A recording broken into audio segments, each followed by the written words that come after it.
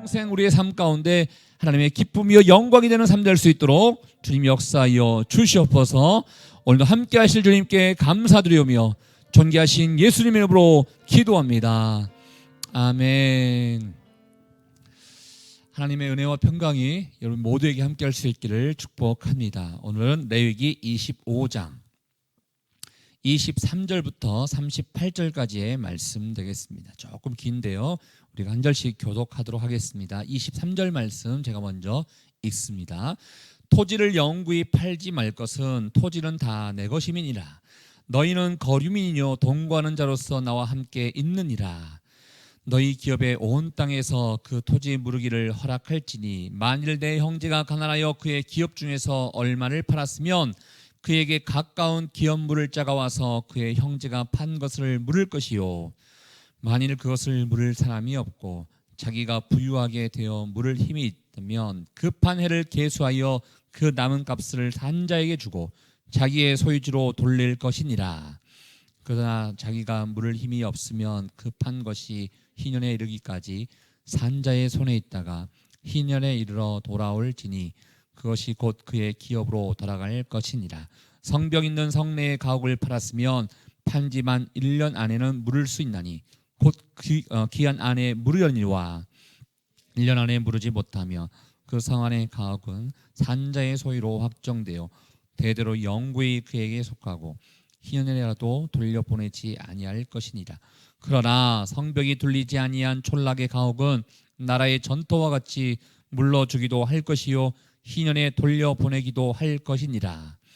레위 족속의 성읍 곧 그들의 소유의 성읍의 가옥은 레위 사람이 언제든지 물을 수 있으나 만일 레위 사람이 물으지 아니하면 그의 소유 성읍의 판 가옥은 희년에 돌려보낼지니 이는 레위 사람의 성읍의 가옥은 이스라엘 자손 중에서 받은 그들의 기업이 됨이니라.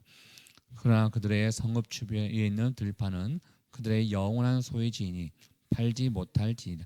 내 형제가 가난하게 되어 빈손으로 내 곁에 있거든 너는 그를 도와 거류민이나 동거인처럼 너와 함께 생활하게 되되 너는 그에게 이자를 받지 말고 내 형제로 너와 함께 생활하게 할 것인지 너는 그에게 이자를 위하여 돈을 구워주지 말고 이익을 위하여 내 양식을 구워주지 말라. 나는 너희 하나님이 되며 또 가나안 땅에 너희에게 주려고 애굽 땅에서 너희를 인도해낸 너희의 하나님 여호와니라.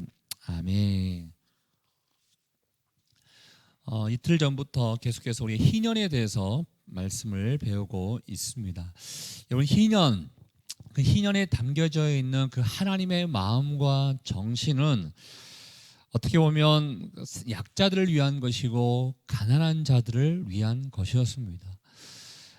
이 세상은 양육 강식으로 인해서 힘 있는 자가 더 많이 얻게 되고 약한 자는 더 많이 잃게 되는 그런 구조 가운데 살고 있지만 하나님이 원하시는 이 세상, 하나님이 원하시는 우리의 사회 가운데서는 서로 돕고 서로 배려하고 혹시나 상황 가운데 빈부의 격차가 더 늘어날 수밖에 없다면 그것을 조금이나마 보완하고 싶어하는 마음이 우리 하나님의 마음이셨습니다.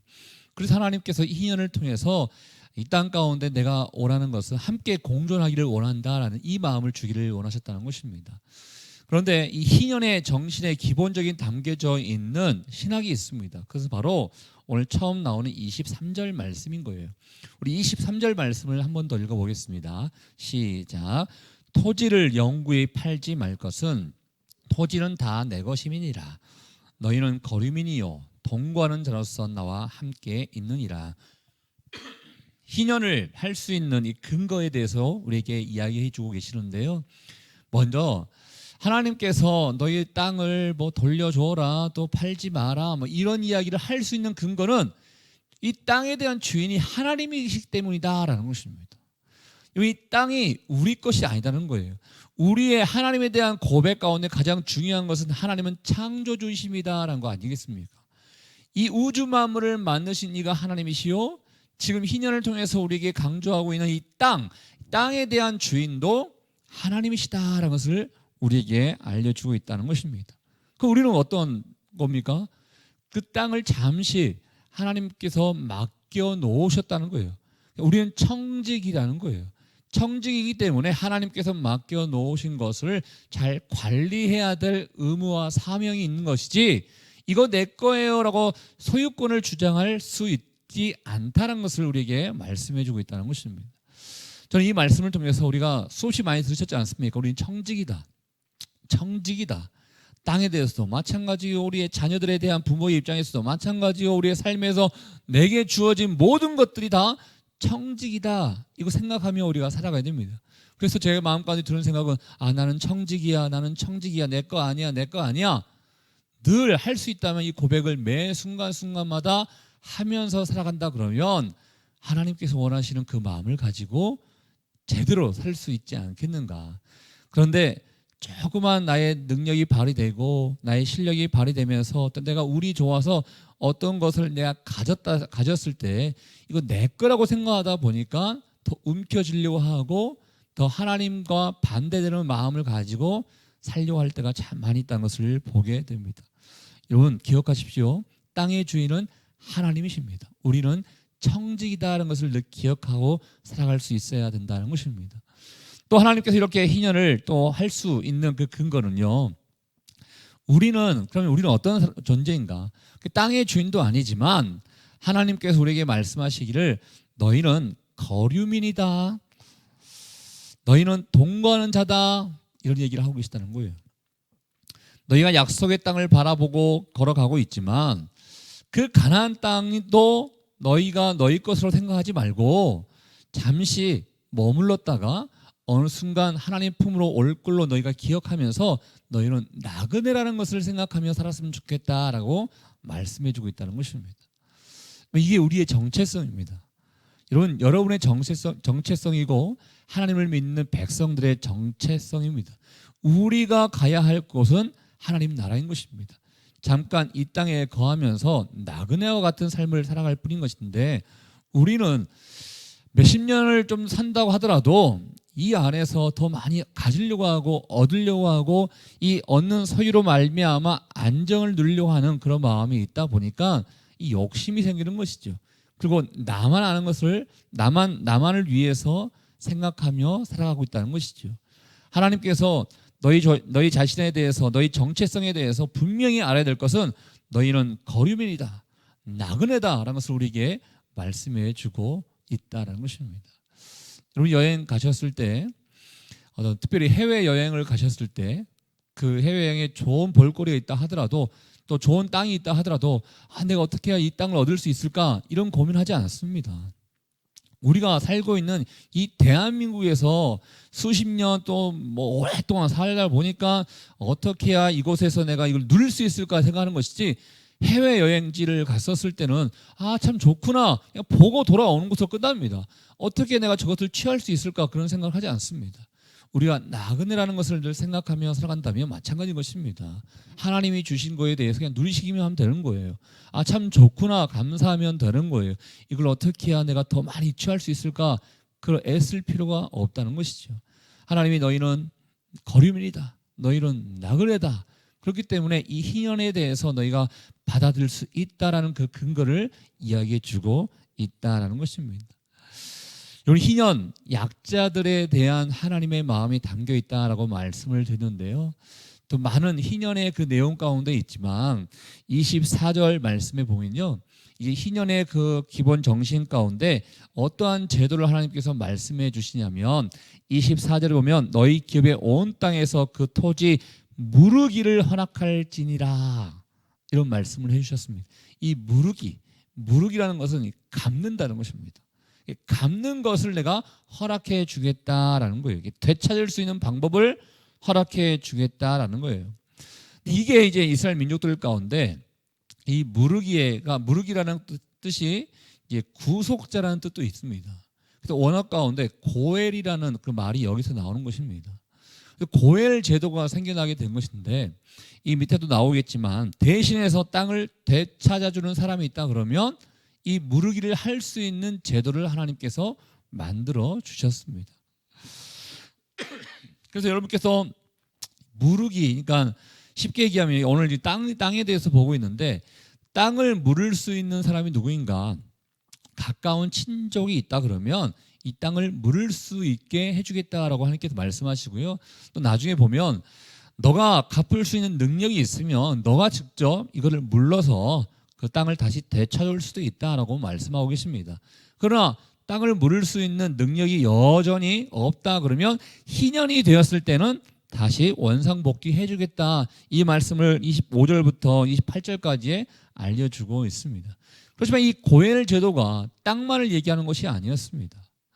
때로는 기업을 물은 데 있어서 자손을 낳지 못할 때는 다른 친족이 대신 자녀를 낳을 수 있도록 해주는 역할도 해주었습니다. 땅만 제도하는 것이 땅만을 얘기하는 것이 아니라 큰 틀 안에서는 기업을 전체 기업을 물을 수 있는 그런 제도가 이 고엘 제도입니다.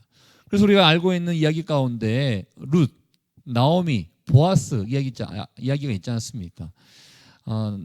룻이 자기의 남편이 다 이렇게 남편이 죽으니까 또 그 나오미가 내게 아들이 이제 없다 하면서 이제 떠나라 했습니다. 그렇지만 아닙니다. 저는 어머니와 함께 살 것입니다라고 하면서 어머니와 함께 거하게 됩니다. 그러나 어느 날 보니까 보아스라는 남자가 있었는데 그 남자가 알고 보니 친족이었습니다. 너의 기업을 물을 자가 저 보아스다. 그러니까 너는 보아스에게 가서 기업을 물을 수 있도록 요청하거라라고 나오미가 말해 줍니다. 근데 보아스가 보니까 자기가 먼저 기업을 물을 만한 자격이 없어요. 더 가까운 친척이 있었던 거예요. 그래서 나보다 더 가까운 친척, 즉 기업을 물을 만한 자가 있으니 내가 그에게 허락을 받고 난 다음에 내가 당신의 기업을 내가 물을 것입니다라고 해서 이제 허락을 받고 난 다음에 나중에 묻게 되는 것이죠. 마찬가지로 하나님께서는 이 연약한 자들, 힘없는 자들, 기업을 이을 수 없는 자들을 보호해 주고자 이 고엘이라는 제도를 통해서 우리에게 알려주고 있습니다. 근데 지금 우리에게는 이제 이런 제도가 적용되고 있지 않죠. 그러나 여러분, 이 또한 우리 삶 가운데 적용해 볼 수 있는 내용이 있는데 우리는 여러분 죄로 말미암아 하나님 나라라는 것에서 잃어버리게 되었습니다. 하나님 나라 안에 거해야 되는데 하나님 나라를 잃어버리게 됐다는 거예요. 그러나 예수 그리스도께서 다시 우리의 죄를 위해서 이 땅에 오심으로 말미암아 다시 되찾을 수 있는 방법을 주셨는데 그 바로 예수 그리스도의 피 사건이었던 것입니다. 그래서 하나님 나라를 소유할 수 없게 되었는데 하나님 나라를 소유할 수 있게 된 것 또한 예수 그리스도의 은혜로, 즉 예수님이 고엘이 되어 주셔서 우리가 하나님 나라에 들어갈 수 있게 주셨다라는 것이죠. 여러분, 하나님께서는 바로 이 죄인들, 연약한 자들, 소외된 자들, 힘없는 자들을 보호해 주기 위해서 인간 세상 가운데 이런 희년이라는 제도, 또 고엘이라는 제도를 통해서 우리를 사해 주시고 우리를 다시 한번 기회를 주시고자 하셨다라는 것입니다. 여기에 어떤 마음이 담겨 있습니까? 하나님의 배려가 담겨 있습니다. 힘없다고, 때로는 능력 없다고, 돈 없다고, 기업이 없다고 그냥 너의 책임이기 때문에 너가 알아서 해, 이것이 아니라 다시 살아날 수 있고 다시 기회를 가질 수 있다면 고엘을 통해서라도 하나님께 되찾을 수 있는 방법을 우리에게 주셨다라는 것입니다. 그러면서 이제 29절 말씀 가운데는요, 그렇지만 이 고엘이 누구에게나 다 적용되는 것이 아니었습니다. 간단하게 말씀드리면 성 내에 집이 있느냐, 성 밖에 집이 있느냐, 또 그 다음에 보면 레위인들은 또 어떻게 하느냐, 그들의 형편에 따라서 하나님께서 융통성을 이렇게 발휘해 주셨습니다. 그래서 성 내에 있으면요, 이 고엘 제도가 적용되지 않았습니다. 성 내에 있다는 것은 이 장사하신 분들이 살고 있는 집이기 때문에 성내에 있는 사람들은 이것을 기업을 물을 걸로 생각하지 않고 그냥 단지 장사를 위한 소유물로 생각했기 때문에 이 고엘 제도가 적용되지 않습니다. 그러나 성 밖에 있는 집들은 이 고엘 제도가 적용이 됩니다. 그러나 또 레위인들은 하나님께서 말씀하십니다. 레위인들은 12지파를 통해서 다 땅을 배분을 받게 되지만 레위인들은요, 땅을 배분받지 못합니다. 그냥 집만 배분받습니다. 그런데 이 집이 다른 사람들에게 만약에 넘어간다 그러면 살 곳이 없는 거예요. 그래서 하나님께서 레위인들은 제외하면서 레위인들을 보호하고자 또 이러한 하나님의 융통성을 우리에게 알려주게 된 것을 보게 됩니다. 이어서 또 다른 희년의 정신을 우리에게 알려주게 되는데 35절 말씀을 이제 넘어가 볼게요. 쭉 넘어가세요. 35절 보면요, 하나님께서 희년을 소개하시면서 또 다른 이야기를 우리에게 해주고 계시는데 35절 같이 한번 읽어보겠습니다. 시작. 내 형제가 가난하게 되어 빈손으로 내 곁에 있거든 너는 그를 도와 거류민이나 동거인처럼 너와 함께 생활하게 하되. 먼저 내 형제가 가난하게 되어던, 여기서 말하는 형제는요 이스라엘 민족을 얘기하고 있습니다. 즉 같이 살고 있고 같이 동거하고 있는 이스라엘 민족들을 형제로 지칭하면서 너희 백성들 가운데 가난하게 되어서 빈손으로 너희 곁에 있는 사람이 있다면 너는 그들을 외면하지 말고 그들을 적극적으로 도와야 된다. 여기 말한 그를 도운다는 것은 그를 강하게 만들어줘야 된다. 이렇게 이야기해 주고 있습니다. 여러분, 백성들은 우리나라 마찬가지죠. 이스라엘 백성뿐만 아니라 우리 살고 있는 대한민국의 백성들 가운데서도요, 잘 사는 사람들은 더 잘 살 수도 있어요. 그러나 못 사는 사람들은 더 못 살 수도 있습니다. 이러한 빈부격차가 있는 상황 가운데 하나님께서 과감하게 말씀해 주는 거예요. 너희 주변에 빈손이 있는 사람이 있다면 너는 그가 다시 일어설 수 있도록 강하게 도와줄 수 있어야 된다라고 얘기하고 있습니다. 그러면서 어떻게 도와줘야 되는가 봤더니 그 밑에 보면 이자 받지 말라는 거예요. 너는 그의 이자도 받지 말고, 또 30절에 보면 또 이익을 위하여 너의 양식을 구워주지도 말아야 된다라고 이야기해 주고 있다는 것입니다. 여러분, 자본주의 가운데서는요, 남에게 돈을 빌려주고 양식을 구워줬을 때 어떠한 대가와 이익을 받는 것은 당연합니다. 그렇지만 하나님께서는 너희 백성들 가운데 어려운 사람이 있다 그러면 그냥 거저 도와달라는 거예요. 이자라든지 이익을 취하지 말고 거저 돕고 그들이 다시 한번 일어설 수 있도록 너희가 힘써야 된다라고 이야기해 주고 있다는 것입니다. 생각해 보십시오. 없는 사람인데 빌려주고 이자를 더 받으려고 하면 그 가난의 고통 가운데 고통이 더해지겠죠. 하나님께서 그 마음을 알고 계시기 때문에 이자 받을 생각하지 마라. 또 양식을 구워주면서 이익을 더 너가 받으려고 생각하지 말라라고 말씀해주고 있습니다. 근데 왜 이게 과감하게 하나님께서 이렇게 말씀하시는가? 그리고 이게 여러분 아까 처음에 나왔던 것처럼 이 돈과 이 양식이 내 거라고 생각하면 하나님 무슨 왜 신경 쓰세요? 내 마음인데 이걸 생각할 수 있어요. 근데 하나님이 너에게 주어진 돈, 너에게 주어진 양식 다 나로 말미암아 주어진 거 아니냐라는 하나님께서 주인이라는 것을 우리에게 알려주시기 때문에 하나님께서는 또 과감하게 자신 있게 우리에게 이것을 권면할 수 있는 것입니다. 희년도 그렇고요. 또 이자 제한법도 그렇고요. 가난한 자를 돕는 방법에 대해서 왜 하나님께서 이렇게 말씀하실 수 있는가? 바로 38절에 있는 말씀 때문인 것입니다. 우리 마지막 절에 있는 38절 말씀 한번 읽어보겠습니다. 38절입니다. 시작. 나는 너희의 하나님이 되며 또 가나안 땅을 너희에게 주려고 애굽 땅에서 너희를 인도하여 낸 너희의 하나님 여호와이니라. 왜 하나님께서 이렇게 희년에 대해서도 자신 있게 말씀해 주시고 또 어려운 사람들을 도울 때 이자 받지 마라, 이익을 취하지 마라 이렇게 말씀하실 수 있는 그 이유와 근거가 무엇인가? 바로 애굽 땅에서 너희를 인도해낸 여호와이기 때문이다라고 말씀하고 있다는 것입니다. 여기는 두 가지 의미가 담겨 있습니다. 이렇게 애굽이라는 것이 담겨져 있고요, 인도하여 낸이라는 것이 담겨져 있습니다.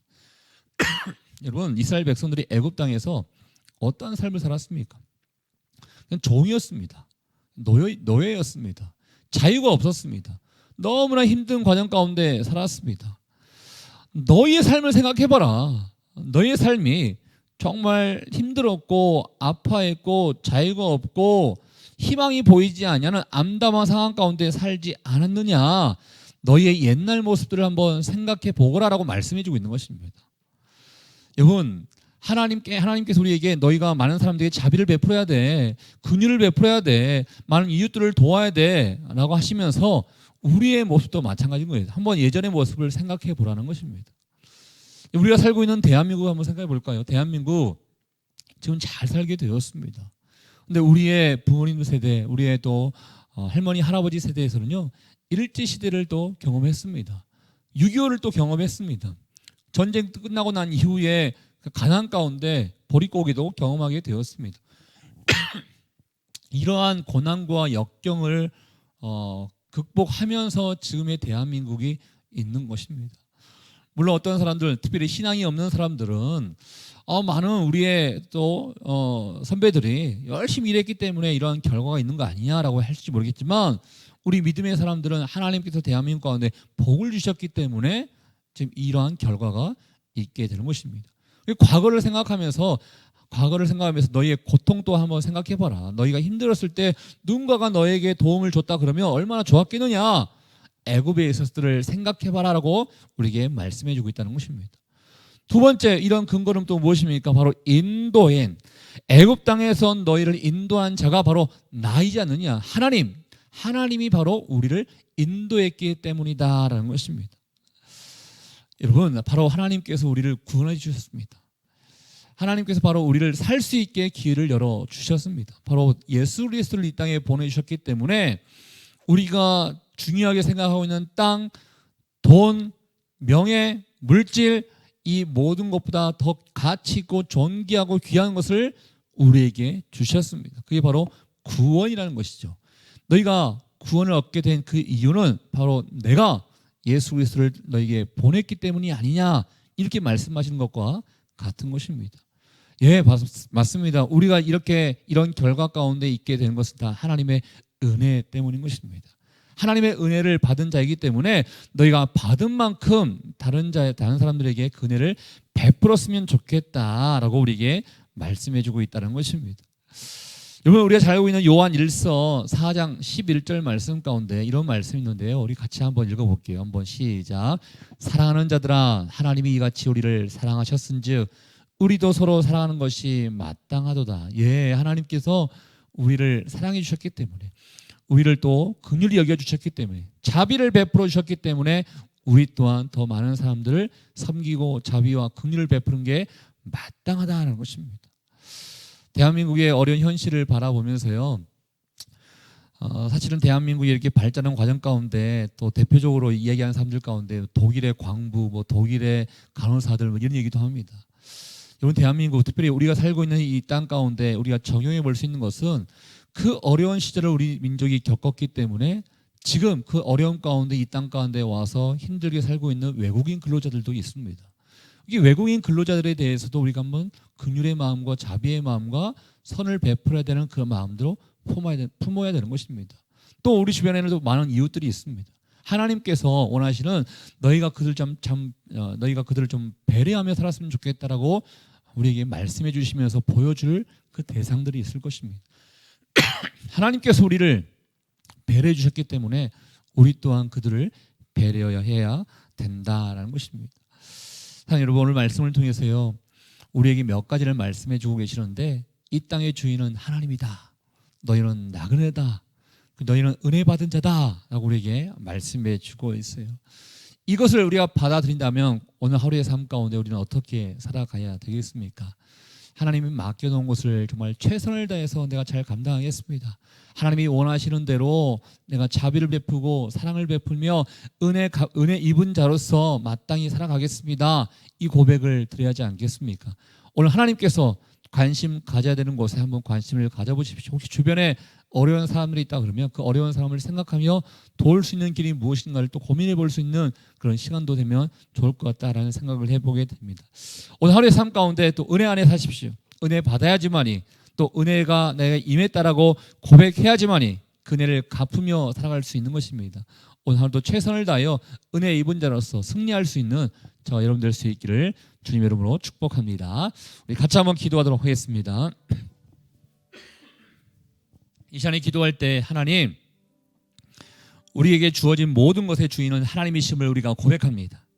이 땅의 주인도 하나님이시요, 내게 주어진 모든 소유물 또한 하나님이 주인이심을 우리가 고백하오니 하나님 더욱더 인정하는 자들에게 도와주시고, 또 우리는 나그네라는 것을 생각하며 주님 주신 것에 대해서 잘 맞고 청지기의 삶을 잘 살겠노라고 고백할 수 있는 인생 될 수 있도록 인도하여 주십시오. 또 희년을 우리에게 소개해 주시면서 어려운 이웃들을 잘 돌봐야 된다고 주님 말씀하고 계십니다. 하나님의 관심이 있는 곳에 또 우리의 관심이 있기를 원합니다. 하나님, 더욱더 한 사람 한 사람, 특별히 어려운 이웃들, 힘들어하는 사람들 더욱더 품게 하시고 또 바라보게 하시며 도움의 길이 무엇인지를 고민하며 나갈 수 있는 우리 모두가 될 수 있도록 주님 역사하여 주시옵소서. 우리 같이 한번 주신 말씀을 생각하며 여러분 자신을 위하여 오늘 하루의 삶을 위하여 기도하며 나가도록 하겠습니다. 하나님 아버지 고맙습니다. 오늘도 우리에게 말씀해 주심에 감사합니다. 하나님, 이 땅의 주인은 하나님이십니다. 하나님, 이 땅의 주인은 바로 우리 주님이십니다. 우리의 삶 가운데 하나님의 나라와 의를 위해서 하나님께서 원하시는 그런 마음을 가지고 살아갈 수 있기를 원합니다. 나그네기에 내 것 따지지 않고 소유하지 않고 하나님께 모든 것을 맡기며 주님 또한 우리에게 맡기신 것을 잘 감당할 수 있는 하나님의 삶을 될 수 있기를 원하오니 오늘 하루도 우리 자정하에 다수해 주시고 주의 마음이 있는 곳에 우리 마음이 있게 하시고 더 많은 어려운 이웃들을 볼 수 있는 눈과 또 마음을 우리에게 더하여 주시옵소서. 주님만을 의지합니다. 오늘 하루의 삶도 승리의 삶이 될 수 있기를 원하오니 거룩한 성령이시여 우리를 주원해 주시고 인도하여 주시옵소서. 사랑과 은혜가 충만하신 하나님 아버지, 부족하고 죽을 수밖에 없는 우리들을 하나님께서 선택해 주시고 다시 한번 하나님 나라를 우리에게 주셔서 주님 감사합니다. 하나님, 공짜로 받은 것입니다. 거저 받은 것입니다. 주님께서 우리에게 말씀하신 것은 너희가 거저 받았으니 또 많은 사람들을 사랑하고 자비와 긍휼을 베풀 때 또한 거저 베풀라라고 우리에게 말씀해 주고 있습니다. 하나님, 어떠한 삶이 하나님이 기뻐하시는 삶일까요? 더욱더 고민하면서 주님 주시는 그 마음에 합한 또 하나님의 기쁨이 되는 그런 삶이 되기를 원하오니 오늘 하루의 삶 가운데도 우리를 인도해 주시고 더 바라봐야 될 것들, 더 마음 가져야 될 것들 고민하며 살 수 있는 우리 모두가 될 수 있도록 주님 역사하여 주시옵소서. 오늘도 말씀하신 주님께 감사와 영광을 돌려드리오며 지금 이 시간 우리 인생의 길과 진리와 생명 되시는 예수 그리스도의 은혜와 하나님 아버지의 그 사랑하심과 성령의 교통 위로 충만하심이 우리 하나님의 마음을 헤아리면서 더욱더 많은 사람들에게 사랑과 은혜와 자비와 긍휼을 베풀며 살기를 원하는 주의 백성들을 한 사람 한 사람 머리 위에 가정과 일터와 사람 살리는 교회 위에 이제부터 영원토록 함께하기를 간절히 축원하옵나이다. 아멘.